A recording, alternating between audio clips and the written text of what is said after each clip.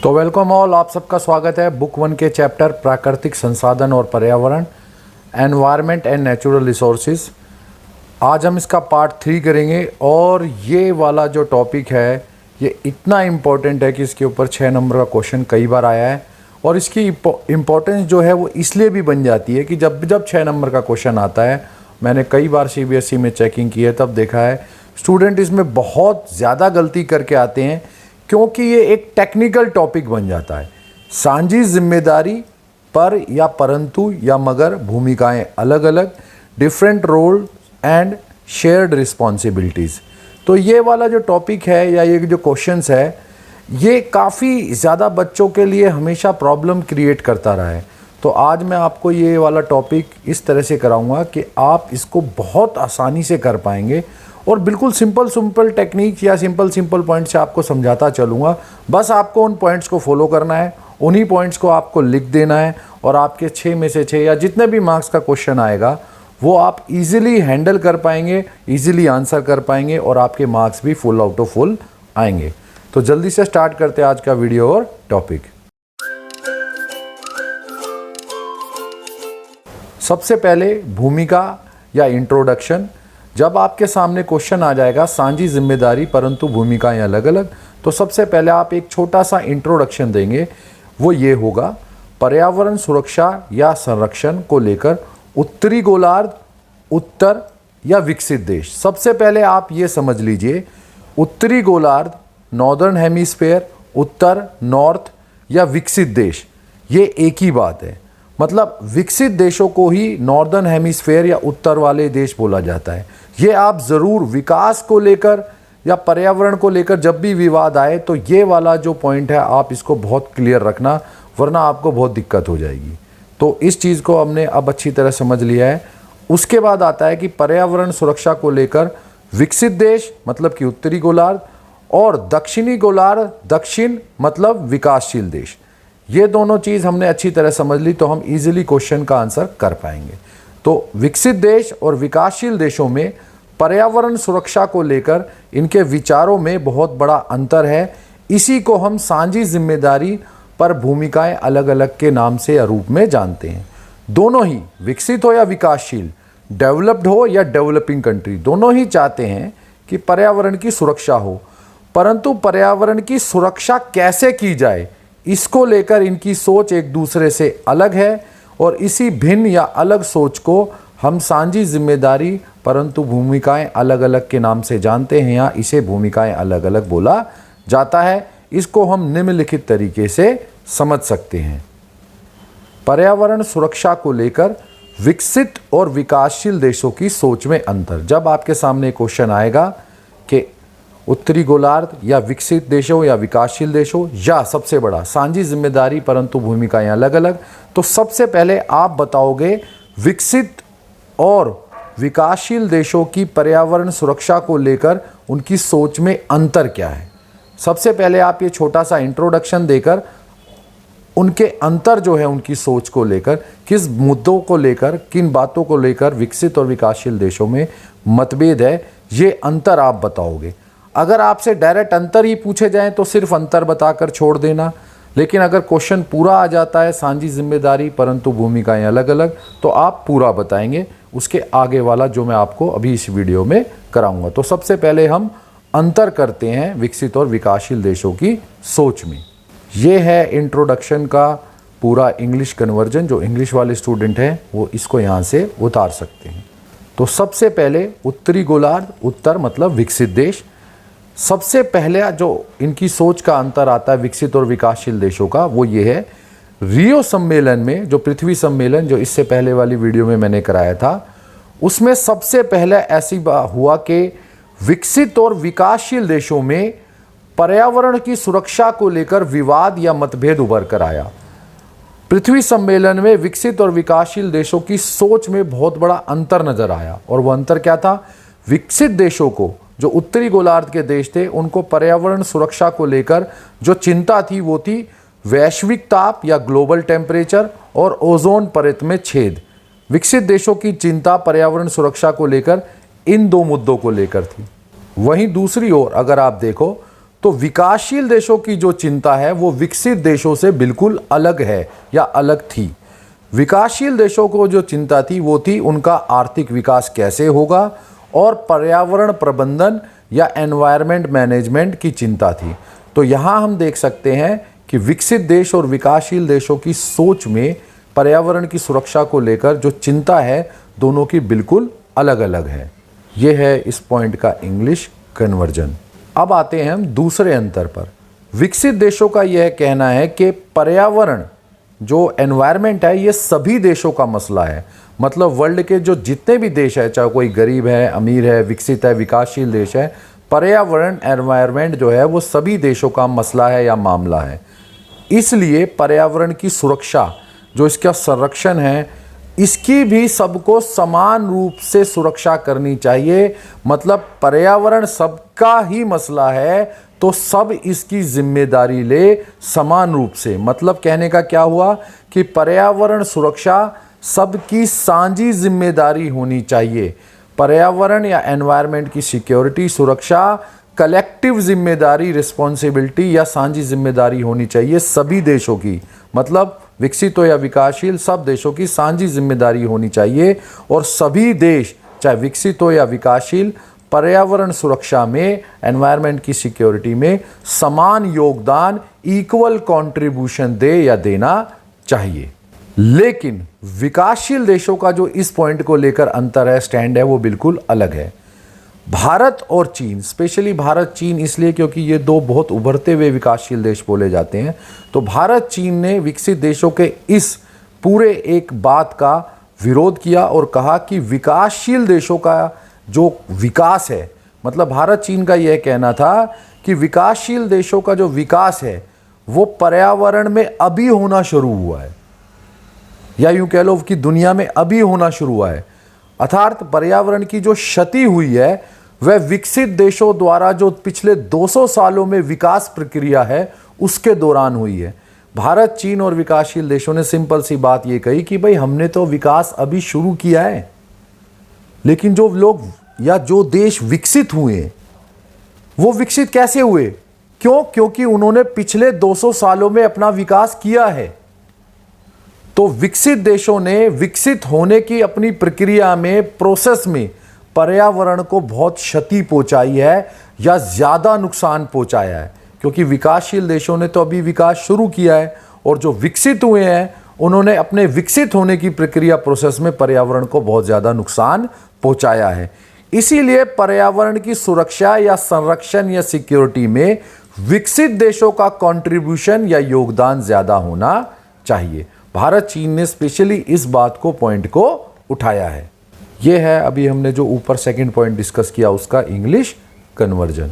Third point जो अंतर आता है विकसित देशों का, डेवलप्ड कंट्री का, उत्तरी गोलार्ध देशों का यह कहना है कि भारत और चीन, ये जो दो बड़े बड़े विकासशील देश हैं और अन्य जो बड़े विकासशील देश हैं या अन्य विकासशील देश हैं, ये अपनी विकास प्रक्रिया के लिए पर्यावरण को बहुत अधिक नुकसान पहुंचा रहे हैं। ये पर्यावरण को या एनवायरनमेंट को बहुत ज्यादा डैमेज कर रहे हैं। लेकिन भारत, चीन और अन्य विकासशील देश या डेवलपिंग कंट्रीज का यह कहना है, इसके बदले इन्होंने सिंपल सा जवाब दिया कि विकासशील देशों ने तो अभी विकास प्रक्रिया शुरू की है। फिर से वही बात, विकसित देशों ने अपनी विकास प्रक्रिया जो पहले पूरी कर ली है, उस पहले पूरी जो प्रक्रिया की है या अपने जो डेवलप्ड के स्टेज पर पहुंचे हैं, लेकिन पहले वो भी तो डेवलपिंग स्टेज पे थे या विकासशील होने की गति में थे, विकसित होने की प्रक्रिया में थे। उसके दौरान उन्होंने पर्यावरण को बहुत अधिक या अत्यधिक नुकसान पहुंचाया है। कहने का मतलब ये है कि भारत और चीन के ऊपर जो आरोप लगा है कि हम जो नुकसान पहुंचा रहे हैं, अरे वो नुकसान तो अभी कुछ भी नहीं है। विकासशील देश और भारत, चीन का कहना है, स्पेशली भारत का, कि विकसित देशों ने जो नुकसान पहुंचाया है वो हमारे नुकसान से बहुत ज़्यादा अधिक है, इतना अधिक है कि उसकी तुलना ही नहीं की जा सकती है। तो यहाँ पर भी विकसित और विकासशील देशों में अंतर देखने को मिलता है। ये है इस पॉइंट का इंग्लिश कन्वर्जन। चौथा पॉइंट या चौथा अंतर आता है, विकसित देशों का एक सिंपल सा कहना यह है कि भारत और चीन को और अन्य विकासशील देशों को जो विकास प्रक्रिया के दौरान लगातार पर्यावरण में प्रदूषण फैला रहे हैं, उनको मतलब विकासशील देशों को अपना कार्बन उत्सर्जन मतलब कि जो कार्बन एमिशन है इसको कम करना चाहिए। लेकिन भारत ने स्पेशली यहाँ भारत की एक इस बड़े क्या कहते हैं कि विजडम की, विवेक संगत जो तर्क है, लॉजिक की हमें तारीफ करनी चाहिए कि भारत ने विशेषकर मतलब कि डेवलपिंग कंट्री में जो उतने भी विकासशील देश थे, विशेषकर उसमें भारत ने इस ओर पूरी दुनिया का या विश्व समुदाय का, वर्ल्ड कम्युनिटी का ध्यान खींचा या अट्रैक्ट किया कि यदि हम पर कैपिटा प्रति व्यक्ति कार्बन उत्पादन या उत्सर्जन की दृष्टि से देखें तो हम पाएंगे, मतलब अगर हम ये देखें कि प्रति व्यक्ति कार्बन उत्पादन उत्सर्जन या पर कैपिटा जो कार्बन का एमिशन है वो कौन से देशों में, विकसित देशों में या विकासशील देशों में कितना हो रहा है, तो उस दृष्टि से देखें तो विकसित देश जितने डेवलप्ड कंट्री हैं, ये उत्तरी गोलार्ध वाले जितने देश हैं, इनका प्रति व्यक्ति पर कैपिटा कार्बन उत्सर्जन, कार्बन एमिशन अभी भी विकासशील देशों के मुकाबले कहीं ज़्यादा है। मतलब कहने की बात है कि विकासशील देश, भारत जैसे देश प्रदूषण फैला रहे हैं, अभी भी विकसित देशों का कार्बन उत्पादन या कार्बन एमिशन विकासशील देशों से ज़्यादा है। अब आप सोच रहे हो कि कैसे?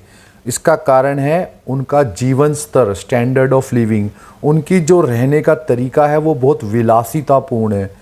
आप मानोगे नहीं, लगभग 1/3 कार्बन उत्सर्जन अकेला अमेरिका कर जाता है। इतनी ऊर्जा का पूरी विश्व का जो कंजप्शन है, उपभोग है, अकेले अमेरिका कर रहा है। तो कार्बन उत्पादन या उत्सर्जन में अमेरिका का बहुत हाथ है। उनका जो स्टैंडर्ड ऑफ लिविंग है, जीने का तरीका है, वो ही इतना मतलब हाई क्लास है, उच्च स्तर का है कि उसमें उन्होंने बहुत ज़्यादा वस्तुएं इस्तेमाल करते हैं, बहुत हाई स्टैंडर्ड की चीज़ों को इस्तेमाल करके दुनिया भर का कार्बन एमिशन, कार्बन उत्सर्जन कर रहे हैं। तो भारत ने इस ओर भी विश्व समुदाय का ध्यान खींचा।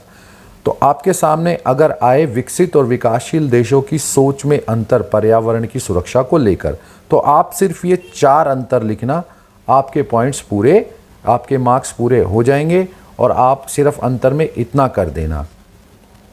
ये है इसका इंग्लिश कन्वर्जन जो अभी हमने 4th पॉइंट ऊपर डिस्कस किया। अब अगर आपके सामने पूरा ही क्वेश्चन आ जाए, साझी जिम्मेदारी परंतु भूमिकाएं अलग अलग, तो पहले आप इंट्रोडक्शन के बाद ये 4 अंतर बताएंगे। इन चारों अंतर को बताने के बाद आप इस एक छोटी सी एक स्टेटमेंट को देंगे। याद रखना, ये मैं थोड़ा सा ज़्यादा आपको एक्सप्लेन करता हूँ, लेकिन आपको अपने 6 मार्क्स के हिसाब से इस पूरे कंटेंट को थोड़ा सा बैलेंस करना है। तो एक ये छोटी सी स्टेटमेंट देंगे, उसके आगे हम 5-6 पॉइंट डिस्कस करेंगे कि हमें क्या बताना है या क्या लिखना है। तो यह सत्य है कि पर्यावरण की सुरक्षा कोई एक राष्ट्र नहीं कर सकता। पर्यावरण की सुरक्षा सबकी जिम्मेदारी है, परंतु यह भी एक सत्य है, ये बात भी एक बिल्कुल ट्रुथ है कि सभी राष्ट्र पर्यावरण की सुरक्षा के लिए समान या इक्वल योगदान या कंट्रीब्यूशन नहीं दे सकते। इसीलिए पर्यावरण की सुरक्षा के लिए साझी जिम्मेदारी, हाँ भाई सबकी जिम्मेदारी तो है, लेकिन इस सबकी जिम्मेदारी में जो सबका रोल है, जो भूमिकाएं हैं, वो सबको अलग अलग निभानी होगी। अच्छा, अब ये जो साझी जिम्मेदारी में पर्यावरण की सुरक्षा के लिए हम सामूहिक प्रयास करेंगे, जो कलेक्टिव एफर्ट करेंगे, मतलब देखो पर्यावरण की सुरक्षा सबको ही करनी है, लेकिन इस कलेक्टिव एफर्ट में या इस सामूहिक प्रयास में भूमिकाएं अलग अलग कैसे निभाई जाएंगी, सबके रोल अलग अलग कैसे होंगे, हम सामूहिक प्रयास कैसे करेंगे, तो इसके ऊपर अब हम डिस्कस या बातचीत कर लेते हैं। पहला पॉइंट, राष्ट्रों के मध्य जो नेशंस हैं उनके मध्य सहयोग या कोऑपरेशन या कोऑर्डिनेशन की भावना होनी चाहिए। विकसित देश हो या विकासशील देश, दोनों देशों को विकास करना है, परंतु पर्यावरण की सुरक्षा को लेकर इनमें टकराव नहीं होना चाहिए, अपितु सहयोग की भावना होनी चाहिए। कोऑपरेशन और कोऑर्डिनेशन की भावना विकसित और विकासशील देशों में होनी चाहिए। दूसरा, युद्धों से पर्यावरण को नुकसान पहुंचता है। सभी राष्ट्र, चाहे वो विकसित हो या विकासशील, इन सभी को ये समझना होगा कि जितने भी वॉर्स होते हैं, युद्ध होते हैं, इससे एनवायरनमेंट को, पर्यावरण को बहुत ज़्यादा मात्रा में नुकसान या लॉस पहुंचता है। इसीलिए सभी राष्ट्रों को अपने संकीर्ण, नैरो राष्ट्रीय हित, नेशनल इंटरेस्ट को त्याग करना चाहिए, सैक्रिफाइस करना चाहिए और अंतर्राष्ट्रीय राजनीति में वर्ल्ड पॉलिटिक्स में शांतिपूर्ण व्यवहार को अपनाना चाहिए, क्योंकि युद्ध हो या सैनिक संघर्ष, इसके दौरान पर्यावरण को बहुत ज़्यादा मात्रा में या अत्यधिक नुकसान या लॉस पहुंचता है। तो ये चीज़ को दोनों ही देशों को, विकसित और विकासशील देश हो, उन सबको अपनाना चाहिए। ये है ऊपर वाले 2 पॉइंट्स का इंग्लिश कन्वर्जन। फिर आता है थर्ड पॉइंट्स। पर्यावरण सुरक्षा या यूं कह लो एनवायरनमेंट की सेफ्टी सिक्योरिटी एक व्यापक मुद्दा है, ये कि बहुत ब्रॉड टॉपिक है। इसकी सुरक्षा सिर्फ एक देश या कुछ देशों की सरकारें नहीं कर सकती हैं। ये हो ही नहीं सकता है कि दुनिया के कुछ देश, एक देश या सारे देश की सिर्फ सरकार ही करे। पर्यावरण की सुरक्षा, सेफ्टी एक ब्रॉड है, एक बहुत बड़ा व्यापक मुद्दा है, ब्रॉड टॉपिक है। तो इसलिए पर्यावरण की सेफ्टी और सुरक्षा के लिए महत्वपूर्ण जितने भी बड़े बड़े छोटे छोटे महत्वपूर्ण इंपॉर्टेंट गैर सरकारी संगठन हैं, एनजीओ है, नॉन गवर्नमेंट ऑर्गेनाइजेशन है, उनको भी इस मुहिम में, इस मिशन में शामिल किया जाना चाहिए। नेक्स्ट पॉइंट आता है, पर्यावरण को लेकर विश्व के सभी लोगों में जागरूकता लानी चाहिए। देखो, ये सच है कि देखो विकासशील देश हो, विकसित देश हो, सबको एफर्ट करना चाहिए, सबको प्रयास करना चाहिए, लेकिन आखिरकार विकासशील देश हो या विकसित देश, रहते तो सब में इंसान ही है, रहते तो सब में नागरिक ही हैं, मनुष्य ही हैं। तो अगर हम विश्व के लोगों में जागरूकता लाएंगे, अवेयरनेस लाएंगे, तो पर्यावरण की सेफ्टी और सिक्योरिटी आसानी से की जा सकती है, सुरक्षा हम कर सकते हैं। विश्व के सभी नागरिक यदि पर्यावरण को अपना माने, सभी नागरिकों को लगे कि हाँ भाई ये जो पर्यावरण है, एनवायरनमेंट है, ये मेरा है, मेरे से जुड़ा है, मेरी हेल्थ से जुड़ा है, और सभी नागरिक पर्यावरण की सुरक्षा के लिए खुद प्रयास करें, मतलब हर नागरिक खुद जितना कर सकता है उतना प्रयास या एफर्ट करे, तो पर्यावरण की सुरक्षा की जा सकती है, हम ऐसा कर सकते हैं। ये है इंग्लिश कन्वर्जन जो अभी हमने ऊपर 2 पॉइंट्स किए। अब आता है 5th पॉइंट, सभी राष्ट्रों को अपनी राष्ट्रीय आय का कुछ हिस्सा, जितने भी नेशंस हैं उनको अपनी नेशनल इनकम का कुछ हिस्सा या शेयर या पार्ट पर्यावरण सुरक्षा, एनवायरनमेंट की सेफ्टी या सिक्योरिटी के लिए, संरक्षण के लिए लगाना चाहिए। हर देश को कुछ हिस्सा कंट्रीब्यूट या योगदान करना चाहिए। विकसित देशों को यह अधिक मात्रा में करना चाहिए। क्यों? क्योंकि वो पहले ही विकसित हो चुके हैं, उनकी अर्थव्यवस्था बड़ी है, मजबूत है, उनके पास ज़्यादा पैसा है, तो अगर ज़्यादा है तो ज़्यादा योगदान दे। तो विकसित देशों को पर्यावरण की सुरक्षा के लिए अधिक योगदान देना चाहिए, क्योंकि वो पहले ही विकसित हो चुके हैं और उनकी अर्थव्यवस्था मजबूत है, बड़ी है, उनके पास ज़्यादा पैसा है, तो ज़्यादा योगदान करे।